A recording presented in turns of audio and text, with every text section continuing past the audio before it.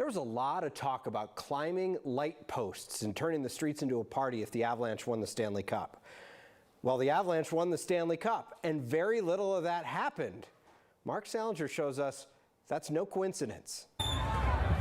You should have been there last night. The party in the streets was wild. So many people, fireworks, craziness to celebrate the Stanley Cup. Just look at this video. Oh wait, that was just a couple hundred people on one street corner.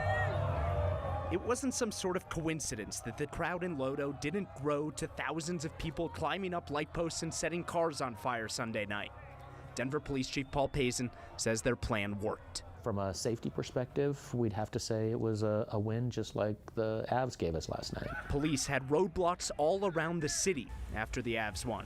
Highway exits into downtown were closed, streets were blocked off, and SWAT teams surrounded the areas where fans did come to party.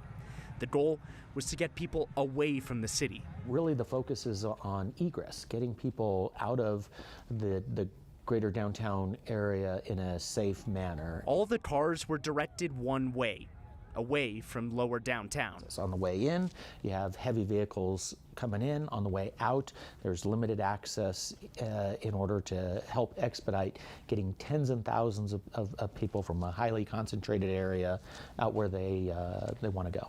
The only place people did gather in a big crowd was on 20th and Market in LoDo. Most of those people didn't come from the Ball Arena watch party, but the bars that let out. It helped that the bid watch party on the Tivoli Quad was canceled also. We were there to step in if anything happened, and we did. There were a couple of instances where folks lit some small fires within the crowds. Our officers escorted the Denver Fire Department up to that location, extinguished the fire, and then walked back. After a Stanley Cup win, a lot of people expected some real trouble. Only one arrest. One arrest. Call that a win also.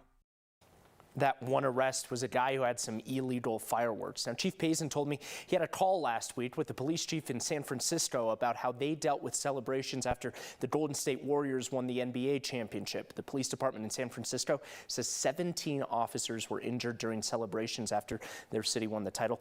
Denver was working to avoid what happened in California, and he asked for help to try and figure out how to do that. And it seems like it worked. So you had a little bit of that unorganized chaos, right, last night. They did a good job with that. What about the organized chaos coming up on Thursday with the parade? We'll see what happens, of course, but Chief Pazen says that that's a totally different animal, preparing for something like that. It happens on a weekday morning.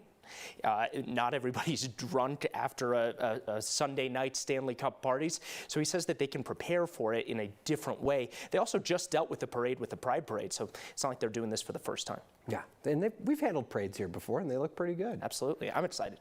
I'm pretty stoked, too. I know you are. We both were pretty stoked last night. Mark Salinger, thank you.